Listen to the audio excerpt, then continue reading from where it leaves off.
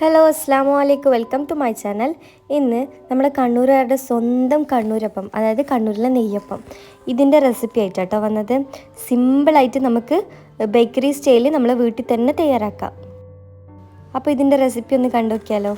അപ്പോൾ ആദ്യം നമുക്ക് ഒരു അരി ഒന്ന് കുതിർത്ത് വെക്കണം. അതിന് വേണ്ടിയിട്ട് ഞാൻ 2 കപ്പ് വൈറ്റ് റൈസ്, അതായത് പച്ചരിയാണ് കേട്ടോ എടുത്തിരിക്കുന്നത്. സാധാരണ പച്ചരിയാണ് എടുത്തിരിക്കുന്നത്. ഇനി ഈ അരി നന്നായിട്ട് കഴുകിയിട്ട് ഒരു 3-4 മണിക്കൂർ ഒന്ന് കുതിർത്ത് വെക്കാം. വെള്ളം ഒഴിച്ചിട്ട് ഒന്ന് കുതിർത്ത് വെക്കാം.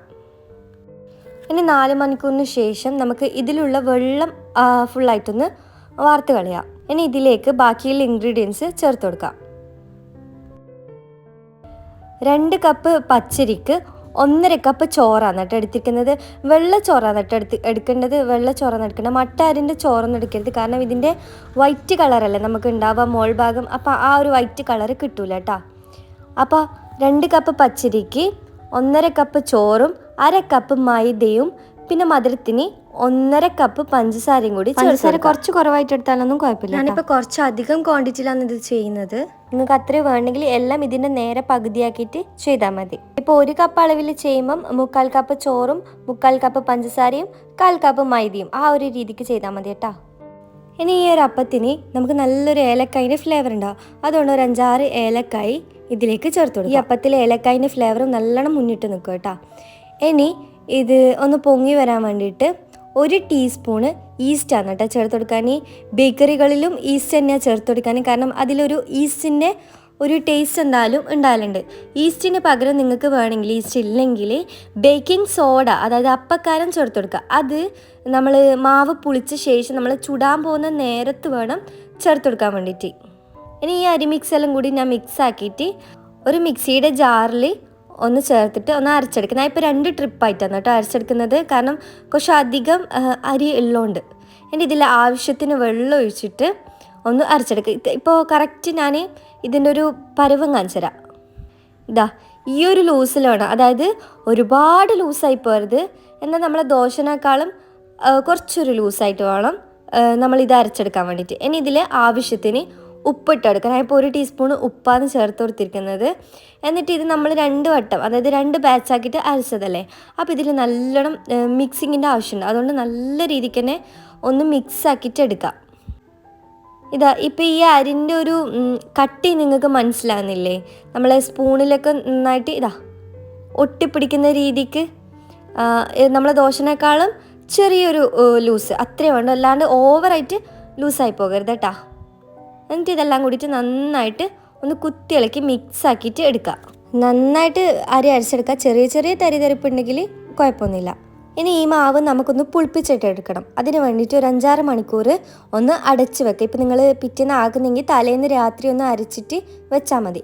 ഇതിപ്പോൾ 6 മണിക്കൂറിന് ശേഷം ഇതാ മാവൊക്കെ നന്നായിട്ട് പുളിച്ച് വന്നിന്. ഇനി ഇതിലുള്ള ബബിൾസ് എല്ലാം നന്നായിട്ടൊന്ന് ഇളക്കിയിട്ട് അത് പൊപ്പിച്ചെടുക്കുക. അതായത് ഈ ബബിൾസ് ഉണ്ടെങ്കിൽ നമ്മൾ നെയ്യപ്പം ഉണ്ടാക്കുമ്പോൾ ശരിയായിട്ട് കിട്ടില്ല. അതുകൊണ്ട് ഇതിലുള്ള ബബിൾസ് ഫുള്ളായിട്ട് നമ്മൾ സ്പൂൺ വെച്ചിട്ട് കയ്യിൽ വെച്ചിട്ട് ഒന്ന് കുത്തി ഇളക്കിയിട്ട് ഫുള്ളായിട്ട് അങ്ങ് പൊപ്പിച്ചെടുക്കാം. പിന്നെ ഞാൻ പറഞ്ഞില്ലേ, ഈസ്റ്റ് ഇടുന്നില്ലെങ്കിൽ നമുക്ക് അപ്പക്കാരം ഇതിൽ ചേർക്കാൻ. ഈ ഒരു ടൈം, അതായത് പുളിച്ച് പൊങ്ങി വന്ന ശേഷം നമ്മൾ ചൂടാൻ പോകുന്ന ടൈം വേണം ഇതിലേക്ക് അപ്പക്കാരം ചേർത്തെടുക്കുക. ഇതിലേക്ക് 1/2 ടീസ്പൂൺ അപ്പക്കാരം മാത്രമേ ചേർത്ത് കൊടുക്കേണ്ട ആവശ്യമുള്ളൂ കേട്ടോ.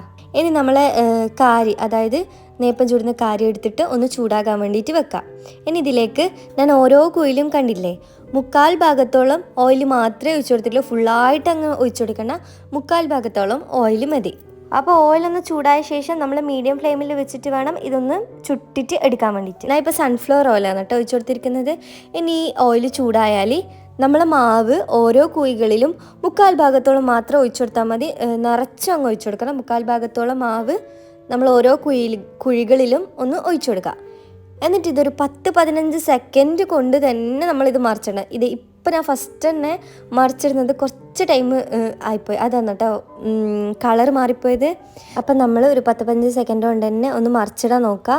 കാരണം നമ്മൾ ഒരു ഭാഗം വൈറ്റ് കളറും ഒരു ഭാഗം നല്ല ബ്രൗൺ കളറും അല്ലേ. അപ്പോൾ ഇതാ ഞാനിപ്പം മറിച്ചിടുന്നല്ലേ കണ്ടില്ലേ, ഇതേപോലത്തെ കളർ വേണം കേട്ടോ നമുക്ക് ഒരു സൈഡ് കിട്ടാൻ വേണ്ടിയിട്ട്. അപ്പോൾ ഉൾഭാഗമൊന്നും കുക്കായി കിട്ടൂല. നമ്മൾ വേഗം തന്നെ ഒന്ന് മറിച്ചിട്ടിട്ട് എടുക്കുക. ഇനി അപ്പുറത്തെ സൈഡ്, അതായത് നമ്മൾ തിരിച്ചിട്ട ഭാഗമാണ് കേട്ടോ നന്നായിട്ട് കളർ ചേഞ്ചായിട്ട് വരേണ്ടത്. ഈ ഭാഗം എന്നെ തിരിച്ചിട്ട് കൊടുക്കരുത്, ഈ ഭാഗം ഈ വൈറ്റ് കളറായിട്ട് തന്നെ വരേണ്ടത്. നമ്മൾ തിരിച്ചിട്ട ഭാഗം വേണം കുറച്ച് കളർ ചേഞ്ച് ആയിട്ട് വേണ്ടത്. കാരണം കണ്ണൂരപ്പത്തിൽ ഒരു ഭാഗം നല്ല ബ്രൗൺ കളറും ഒരു ഭാഗം നല്ല വൈറ്റ് കളറും അല്ലേ. അപ്പോൾ ഇതാ അടിഭാഗം നമ്മൾ പഞ്ചസാര ഇട്ടുകൊണ്ട് തന്നെ നന്നായിട്ട് തന്നെ കളർ ചേഞ്ച് ആയിട്ട് വരും കേട്ടോ. അപ്പോൾ ഇതാ ഈ ഒരു കളറാകുമ്പോൾ നമുക്ക് അങ്ങ് കോരി മാറ്റാം. നന്നായിട്ട് കളർ മാറാൻ എടുക്കരുത്, എന്നാൽ അത്യാവശ്യം കളർ ചേഞ്ച് ആകുകയും വേണം. അപ്പോൾ ഇതാ കണ്ടില്ലേ, ഒരു ഭാഗം നല്ല വൈറ്റ് കളറും ഒരു ഭാഗം കുറച്ച് ബ്രൗൺ കളറും. ഇനി നമുക്ക് ബാക്കിയുള്ളതും ഇതേപോലെ ചുട്ടെടുക്കാം. നിങ്ങൾ ആ തിരിച്ചിടുന്ന കാര്യം മാത്രം ഒന്ന് ശ്രദ്ധിച്ചാൽ മതി. കാരണം കുറച്ച് ടൈം, അതായത് ഒഴിച്ച പാടന്നെ ഒരു 10-15 സെക്കൻഡ് അത്രേ എടുക്കുള്ളൂ ഒരു ഭാഗം ആയിക്കിട്ടാൻ. അപ്പം തന്നെ നമ്മൾ തിരിച്ചിട്ട് കൊടുക്കണം.